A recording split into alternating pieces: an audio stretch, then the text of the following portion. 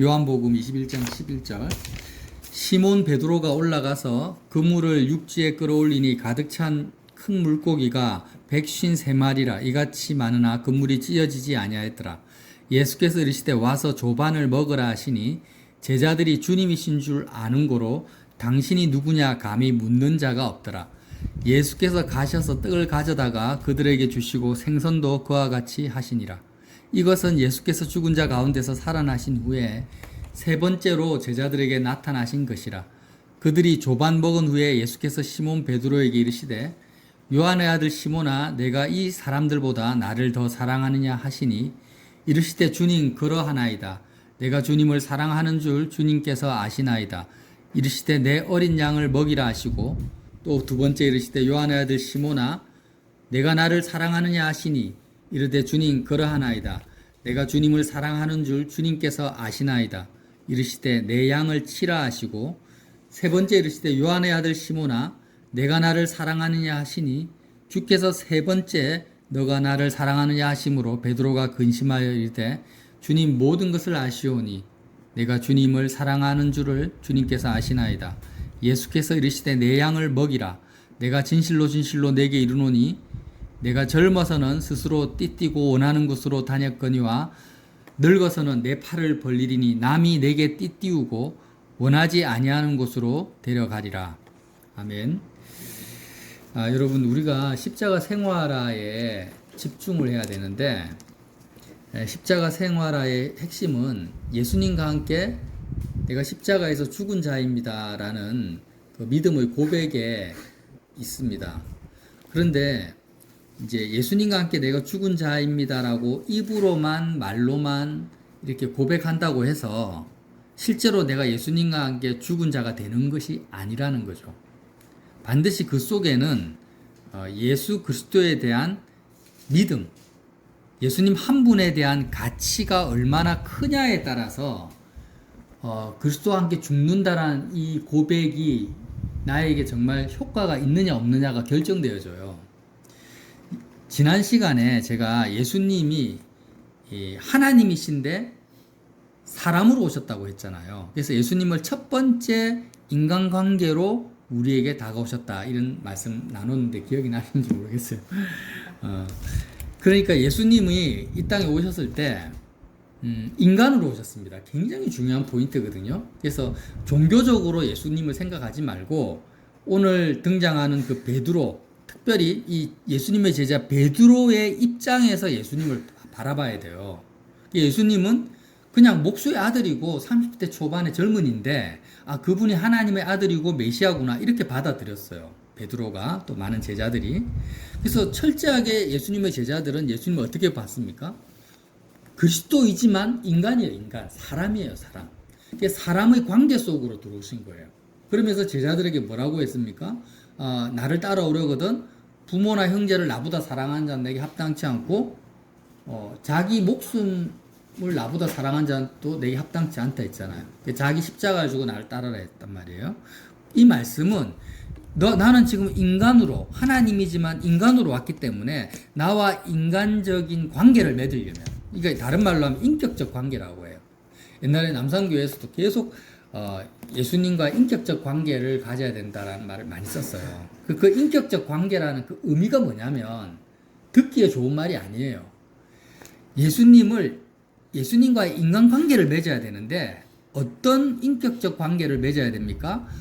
부모보다도 더 예수님을 사랑하는 관계를 맺어야 되는 거예요. 그러니까 우리가 그냥 부모를 사랑하고 형제를 사랑하고 친구를 사랑하는 것과 예수님을 사랑하는 것은 전혀 다른 문제인데 이것을 같이 섞어버린다라는 거예요.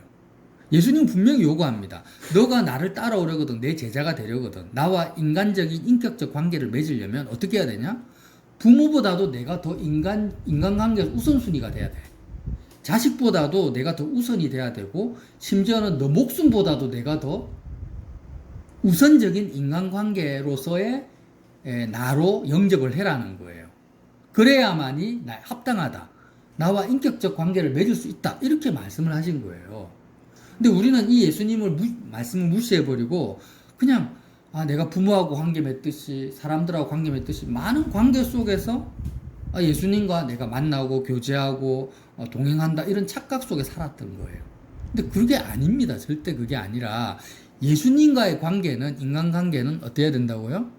모든 관계가 내 마음에서 전부 후순위로 뒤로 다 던져버리고 다 밀려나 버리고 십자가에서 다 소멸돼 버리고 그냥 유아독존 거룩하다 구별되게 정말 예수님만 딱 오로지 남는 예수 그리스도 한 분만이 내 마음에서 그냥 인이 박히는 그런 관계 속에 내가 들어가야만이 예수님을 인격적으로 만날 수 있고 관계를 맺을 수 있다라는 거예요. 이건 제 말이 아니고 예수님이 계속 반복적으로 제자들에게 요구하고 우리에게 요구하는 말씀이라는 거예요. 자, 그래서 이렇게 예수님 한 분, 우리는 그러잖아요. 야, 예수님 너무 욕심쟁이다. 독단적이다. 아니, 여태까지 내가 평생을 같이 관계를 가졌던 부모님, 자녀들, 형제, 자매, 이런 수많은 중요한 인간관계를 갑자기 나타나셔가지고, 나 말고는 다 끊어버려. 나와의 관계를 맺으려면 네 마음에서 다 지워버려. 이렇게 요구하시는 게 좀 무리가 아니냐. 공의롭지 못하지 않냐. 이런 생각을 가질 수 있어요, 인간적으로. 근데 그게 아니라는 거예요. 왜 아닙니까? 왜 아닐까요? 예수님 한 분에 대한 가치를 우리가 모르기 때문에 그런 생각을 할 수가 있어요. 우리는 하나님의 세 가지 속성에 대해서 계속 들었잖아요. 하나님 어떤 분입니까? 첫 번째, 유일한 있음이고, 유일한 조음이고, 유일한 주권자시란 말이에요. 근데 하나님은 유일한 있음이다. 모든 피조물은 있게 된 존재들이다. 그래서 피조물은 인간의 마음을 채울 수 있다 없다? 없다라는 거. 제가 딱 아는 내용이지만 또 반복을 합니다. 그래서 하나님이 유일한 있음이고 조음이고 주권자라는 그 말씀은 예수님이 유일한 있음이요 조음이요 주권자라는 말씀이에요. 이해가 되시죠? 예수님은 하나님이시니까. 하나님 아버지와 하나이시니까. 그래서 우리는 하나님 아버지는 영이시고 아주 멀리 느껴지지만 실상 예수님은 육체를 입고 인간으로 오셔가지고 부모, 형제, 며느리, 시어머니 인간 관계 속으로 예수님이 지금 들어오신 거예요. 베드로 입장에서는. 그러니까 자 보세요. 유일한 있음이요 유일한 조음이요 유일한 주권자가 되시는 창조주 하나님께서 인간으로 오셔가지고 내가 맺고 있는 수많은 인간관계 속에 지금 들어오신 거예요. 그분이 바로 예수님이세요. 그러면서 뭐라고 우리에게 요구하십니까? 자, 너가 나와 관계를 맺지 않으면 네가 지금 소중하게 여기는 이 세상의 모든 인간관계와 물질이나 모든 것들은 결국에는 다 없어질 건데, 다 사라질 것이고 없어질 건데, 헛되고 헛된 것들인데, 너는 지금 저주 속에 살고 있어. 우리가 지난주 저희는 이제 동서남북교회 모임을 했는데, 그때 히브리서 말씀을 나눠요. 근데 거기서 저주에 대한 정의가 나옵니다. 저주란 뭐냐? 하나님의 있음과 조음과 주체성과 상관없이 사는 것이 저주입니다. 그러니까 건강을 잃어버리고 세상 사람들이 생각하는 것처럼 가난하고 병들고 외로워지는 것이 저주가 아니고 유일한 있음과 유일한 조음과 유일한 주권자 되신 하나님과 아무런 상관도 없는 인생을 사는 게 저주 속에 사는 거예요. 그러면 지금 트럼프 대통령이나 많은 그런 분들이 뭐 예수님을 믿는다라고 하지만 제가 보기에는 안 믿는 것 같아요. 정치인들도 예수 믿는 사람들이 그래 많다잖아요. 재벌들. 그분들이 오늘 하루를 사는데 그분들의 마음속에 대한민국이 중요하고 미국이 중요하고 경제가 중요하고 내 가족이 너무너무 소중해요. 근데 하나님의 그 실제 나와 함께 계시는 하나님의 그 존재감이 없어 별로. 실질적으로. 그리고 돈이 좋고 이 사회가 좋고 이 한국이 좋고 그런 이런 세상의 풍경들이 좋지 내 마음속에는 하나님 보이지 않는 하나님의 그 무한하신 조음이 하나도 천국의 조음이 느껴지지가 않아. 그리고 이 세상 모든 만물은 사람의 머리털 하나까지도 세시고 계시고 하나님의 주권이 다 다스려 간다라는 걸 내가 믿지를 않아요. 그러면 그 사람은 지금 어떤 재벌이고 대통령이라도 어떤 상태에 살아가고 있어요? 저주 속에서 재벌하고 있고 저주 속에서 대통령으로 살고 있는 거예요. 그러니까 예수님은 우리에게 오셔가지고 지금 왜 오셨습니까? 구원자 메시아로 왔는데 저주에서 우리를 건져주시려고 온 거예요. 근데 저와 여러분의 마음이 인간관계에서 전부 그게 붙들려 있는 거예요. 아, 내 부모를 보면은 부모가 너무 좋고, 자녀를 보면 자녀가 너무 좋고, 신경이 쓰이고 마음이 가요. 그러니까 그런 마음에서 어떻게 합니까? 하나님의 좋은가 있은가 주체성을 우리가 못 느끼니까 거기서 그냥 끊어버리고 분리시키려고 오신 거잖아요. 오셔가지고 뭐라고 합니까? 나와의 인간적 관계를 맺으려면 너가 저주에서 나와야 되는데 어떤 저주에서 나와야 돼요? 마음이 세상에 달라붙어 있는 그 저주에서 나와야 된다. 그러니까 저와 여러분이 십자가 생활을 사실은 예수님과 함께 잘 못 죽는 게 아니에요. 못 죽는 게 아니고 십자가에 별로 관심이 없어요. 왜 관심이 없어요? 예수님 한 분의 가치가 얼마나 큰지를 잘 못 믿는 거예요. 그걸 모르는 거예요. 세상의 모든 사람들이 돈의 가치, 권력의 가치, 건강이나 인간관계, 가족, 가정의 가치에 대해서 오늘도 우리 귀에다 대고 계속 돈이 정말 중요해. 건강이 정말 중요해. 자녀가 정말 중요해 하면서 소리를 치고 있어요, 지금. 만나는 사람마다 스트레스 받고 열내고 흥분하고 막 하는 무한 경쟁을 하는 이유가 뭐예요? 전부 자기가 좋다라는 것을 향해서 달려가고 있고 그거를 강요하고 있잖아요. 확신하고 있고. 근데 예수님 뭐라고 하십니까? 그 모든 것은 가치 있는 게 아니야. 다 사라질 것이야. 그거는 정말 하나님, 유일한 있음이신 하나님 있게 하시는 거고, 어느 순간이 되면은 하나님의 뜻이 끝나버리면 다 사라지는 헛된 것들이고, 그렇기 때문에 그런 인간관계들을 너의 마음속에 아무리 붙들고 있어 봤자 너는 공허함에서 음부에서 벗어날 수가 없어. 지금 예수님이 그 말씀을 하시면서 뭐라고 합니까? 나 예수 그리스도 안에 다 있다라는 거예요. 너가 육체로 접하고 있는 모든 것들은 그것이 아무리 좋아 보여도 다 허상이고, 실상은, 본질은, 영원한 것은 어디에 있다고요? 예수님 안에 진짜 배기가 다 있다라는 거예요. 왜? 그 말씀을 요한복음 1장에서 이야기하고 창세기 1장에서 말씀하고 있는 거잖아요. 그래서 이 팩트를 안다면 예수님 한 분의 가치가 사실은 우주보다 크시고 정말 본질이라는 거. 예수님 한 분을 잃어버리면 내가 세상을 다 가졌다 할지라도 아무것도 못 가진 거예요. 이게 성경이 말씀하시는 거 아닙니까? 근데 내가 세상을 다 잃어버려도, 심지어는 내 목숨까지 다 잃어버린다 할지라도, 자식도 다 죽어버리고 부모도 죽어버리고 이 세상에 나 혼자 남는다 할지라도 예수님 한 분을 내가 정말 인격적으로 예수님을 만나고 누리고 예수님과 관계를 가지면 그 사람은 세상은 우주를 다 가진 거예요.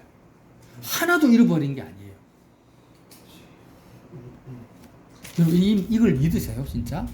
지금 우리가 세상적 가치관에 찌들어 있어가지고 제가 하는 또 이론적으로 맞다 그래 성경에서 기록된 말이 이렇게 받아들이면 안 돼요. 이거는 진짜 사실이거든요. 제가 제 자신한테 하는 말이에요. 다시 한번 말씀드립니다. 예수님은 창조주시고 주권자이세요. 그래서 우리 눈에 보이는 모든 세상 만물, 내가 소중히 여기는 가정, 내 육체까지도 예수님이 창조하셨어요. 예수님이 있게 하셔서 있는 거예요. 그리고 주님은 창조하셨을 뿐만 아니라 지금도 붙들고 계세요. 모든 것이 예수님의 주권 안에 있습니다. 근데 내가 지금 뭔가를 가져야 된다, 또 잃어버려서 힘들다, 내가 이것이 없어서 괴롭다, 저것이 있으면 좋겠다 하는 모든 것은 다 뭐예요? 예수님을 가지지 못한 상태에서 나오는, 저주받은 상태에서 나오는 마음의 결과물들이라는 거예요. 세상 사람들을 부러워하고 뭘 가진 자를 부러워하고 없는 것에 대해서 열등감을 느끼는 모든 것은 전부 저주를 받은 상태, 내가 저주 속에 있는 상태에서 나오는 마음의 결과물이지. 이걸 정말 믿으셔야 됩니다.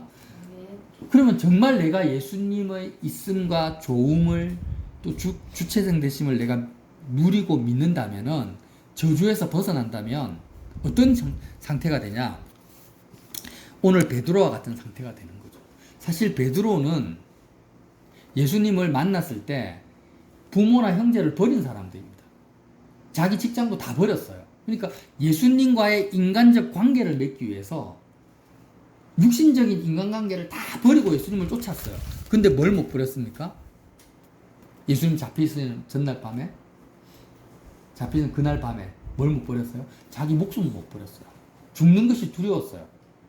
그래서 마지막 남은 자기 목숨을 못 버리고 예수님을 저주하고 부인하고 이제 그렇게 관계가 끝나버렸죠. 예수님과의 관계가 끝났어요.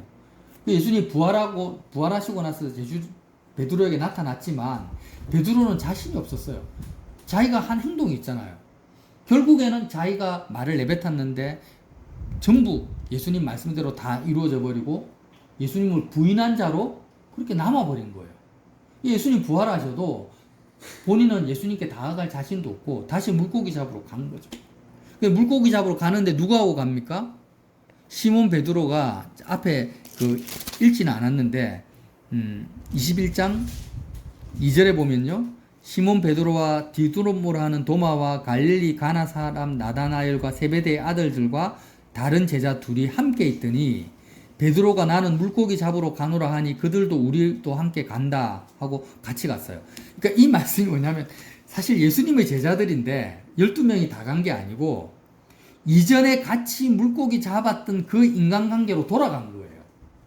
자, 예수님 만나기 전에 어떤 일을 했습니까? 어부 역할을 했잖아요. 그래서 베드로와 야고보와 요한 이 사람들이 지금 다 어부들이에요. 그래서 이전에 그런 세상 예수님 만나기 전에 인간관계로 다시 돌아가서 이전에 했던 물고기 잡는 일로 간 거예요. 이거 이해되시죠? 이렇게 물고기 잡는 베드로에게 오셔가지고 모든 거물도 버리고 배아부침도 버리고 나를 따르라고 베드로가 예수님 따랐는데 예수님 부인하고 나서는 예수님이 부활하셨는데도 불구하고 이전의 인간관계로 다시 회귀가 돼버렸어요. 그런 베드로에게 예수님이 다시 찾아오셔가지고 지금 뭐라고 하십니까? 굉장히 인간적으로 찾아오시죠. 밤새도록 물고기 못 잡으니까 모닥불을 피워놓고 물고기를 잡아가지고 구워가지고 배불리 먹이시고 물어보십니다. 조반을 먹은 후에 베드로에게 요한의 아들 시몬아 내가 이 사람들보다도 나를 더 사랑하느냐. 이 말씀이 뭐냐면요. 요한이 나를 사랑하는 것보다 베드로 너가 나를 더 사랑하느냐라는 게 아니에요. 그게 아니고 네가 지금 이전에 맺었던 인간관계 지금 물고기 잡았던 그 상태 속에 다시 왔는데 부모나 형제나 너가 직장 동료나 너 이런 사람들보다도 네가 이전에 이 땅에서 맺고 있는 모든 인간관계보다도 나를 첫 번째 인간관계로 더 사랑하느냐 이렇게 물어본 거예요. 그러니까 베드로가 뭐라고 합니까? 주님 그러합니다. 맞습니다. 내가 주님을 그렇게 사랑하는 줄을 주님께서 아십니다. 이렇게 말씀하시니까 주님 뭐라고 하십니까? 이르시되 내 어린 양을 먹이라 하시는 거예요. 이 말씀이 뭐냐면 자 지금 우리가 부모, 형제, 또 친구들하고 많은 관계를 맺고 있잖아요. 이렇게 맺고 있는 상태에서는 예수님의 어린 양을 먹일 수가 없어요. 왜 먹일 수 없습니까? 저주에서 못 벗어났기 때문에. 결국에는 어린 양을 먹는 게 아니라 먹이는 게 아니라 늑대처럼 어린 양을 잡아먹는 거예요. 내 마음의 기쁨을 부모로부터 자녀로부터 얻고자 하는 거지 예수님의 어린 양을 먹이는 관계가 아닙니다. 그렇게 예수님 먹이라고 말씀하실 수가 없어요. 예수님의 어린 양, 예수님의 어린 양. 자, 예수님의 어린 양을 먹이려면 우리가 어떻게 해야 되냐면 내 마음이 모든 인간관계에서 다 끊어져야 돼요. 나하고 상관이 없어야 돼요. 마음이 완전히 자유로워져야 돼요. 내가 어떤 인간관계에서도 매여서도 안 돼요. 그리스도로 옷 입는다라는 표현이잖아요. 그러니까 내가 지금 아내와 부부 관계를 가지고 있는데 내가 예수님의 그 제자로서 아내가 어떻게 돼요? 내 아내가 되면 안 돼요. 예수님의 양이 돼야 돼요. 나하고 아무 관계가 없는 거예요. 이 개념이 굉장히 중요한데요. 내가 지금 자녀들이 있잖아요. 그럼 아버지로서 자녀에게 예수님의 그 어떤 그 대리자나 아니면 제자로서 뭔가 이렇게 역할을 하고 싶잖아. 하려고 하면 어떻게 해야 되냐면 나는 예인이나 영인이의 아버지가 아니어야 되는 거예요. 아무런 인간관계에 아쉬움이 없어. 내 마음에서 완전히 자녀가 단절돼 버려야 돼요. 나하고 아무 상관이 없는 사람이 돼 버리는 거예요. 왜? 예수님이 첫 번째 인간관계로 나에게 다가오셔가지고 내 마음에서 십자가에서 이 땅에 속한 모든 관계가 싹 다 정리되어 버리고 오직 예수님만이 나의 유일한 가치요, 있음이요, 좋음이요, 주권자로 나에게 다가올 때야만이 비로소 어떻게 됩니까? 내 자녀는 나의 자녀가 아니라 예수님의 양이 되는 거예요. 그러니까 나하고 아무 상관없는 예수님의 양이 될 때 나는 예수님과 내가 온전히 하나가 되어서 주님이 하시는 말씀을 그대로 전달할 수 있고 주님이 시키시는 대로 내가 순종할 수 있는 거죠. 아무 사심 없이, 아무 감정 없이, 인간적 감정 없이 그리스도의 마음으로만 할 수가 있는 거죠. 그래서 예수님이 뭐라고 합니까? 네가 이 사람들보다도 너가 정말 이 사람들과의 모든 관계가 정말 십자가에서 나와 함께 다 끊어져 버리고 세상에 대해서 온전히 죽어버리고 그리고 나만이 너의 유일한 정말 너의 생명이고 가치로 너가 다시 나와 인간관계를 맺을래? 그렇게 사랑하냐?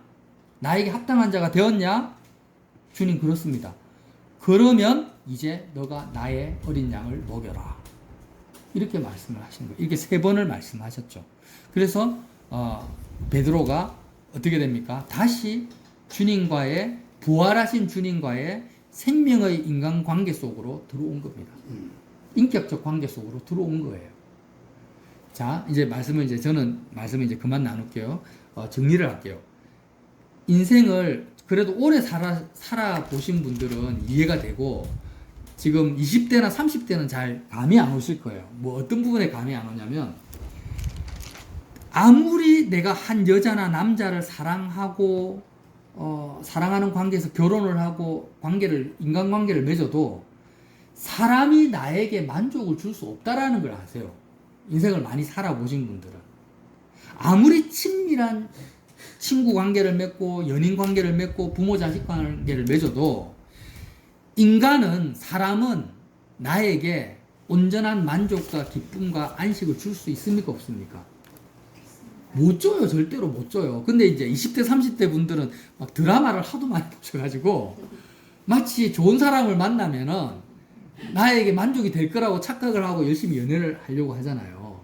근데 절대 그렇지가 못해요. 사람은요, 절대로 나에게 안정감을 줄 수도 없고, 만족을 줄 수가 없습니다. 그러니까 예수님을 못 만났기 때문에, 진짜 인간으로 오신 하나님이신 예수님을 못 만났으니까 차선책으로 어쩔 수 없이 더 나은 사람들을 찾아 헤매고 있는 거죠, 사람들이. 근데 저와 여러분은 우리의 마음을 채워주는 정말 우주를 품고 있는 예수님을 내가 만났기 때문에 더 이상 인간관계를 통해서 만족을 구하거나 거기서 내가 위로를 받으려고 하거나 마음을 채우려고 해서는 됩니까? 안 됩니까? 안 돼요. 그 예수님이 이 땅에 오신 것을 부인하는 겁니다. 절대 그렇게 해서는 안 돼요. 그리고 오히려 그런 내 모습이 발견될 때마다 어떻게 해야 됩니까? 아, 내가 지금 저주 속에 있구나. 저주에 사로잡힌 저주 속에 있는 습관을 쫓아가고 있구나. 옛 습관을. 그렇게 빨리 인식을 해야 되는 거예요. 그래서 어떻게 해야 됩니까? 십자가에서 예수님 한 분의 그 가치를 내가 붙들고 십자가로 가는 거예요. 가서 모든 내 마음속에서의 인간관계에 대해서 내가 죽어야 됩니다. 왜 자꾸 인간관계라고 말씀을 드리냐면요. 한번 생각해 보세요. 지구상의 모든 사람이 다 사라지고 나 혼자만 있어. 그러면 행복하겠습니까? 그런 영화들 많잖아요. 내가 몇 번 찾아봤거든요. 핵폭탄, 방사능이 퍼져가지고 모든 사람이 다 죽고 자기 혼자 살았어요. 그러면 뭐 빌딩을 가지고 있다 한들, 뭐 외제차를 타고 있던 아무 의미가 없어요. 그만큼 인간관계는 중요한 거예요. 우리 마음을 절대적으로 차지하고 있는 겁니다. 절대적으로. 그런데 그 인간관계에 대해서 예수님이 뭐라고 합니까? 죽어라는 거예요. 그 절대적인 인간관계를. 그게 십자가에 진짜 죽는 거라는 거예요. 그렇게 하고 예수님을 정말 영원한 죽음을 초월한 생명 되신 예수님을 내가 정말 누리고 느끼면, 가지면 어떻게 된다고요? 저주 속에서 벗어나고 예수님의 양을 먹이는 삶을 살 수가 있다. 그렇게 약속해 주시는 거예요. 그래서 우리가 한 가지만 꼭 기억하세요. 사람은 나에게 아무것도 줄 수 없다. 사람은 나에게 아무것도 줄 수 없어요. 물론 돈도 줄 수 있어요. 차도 줄 수 있어요. 집도 줄 수 있어요. 근데 사람이 줄 수 있는 그것이 내 마음의 기쁨과 만족을 줄 수 있습니까? 줄 수가 없잖아요. 그러니까 아무것도 줄 수가 없는 거예요, 결국에는. 예수님은 나에게 모든 것을 다 주십니다.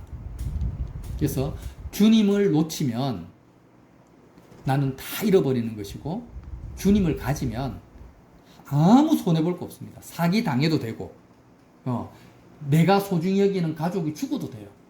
심지어는 내 목숨이 죽어도 죽는 게 아니에요. 다 그대로예요. 예수님 안에 다 있어요.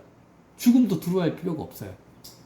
그래서 저와 여러분이 그리스도 한 분, 예수님 한 분으로 말미암아 다 가진 자로서 오늘 하루를 사시기를 예수님 이름으로 빌어드립니다.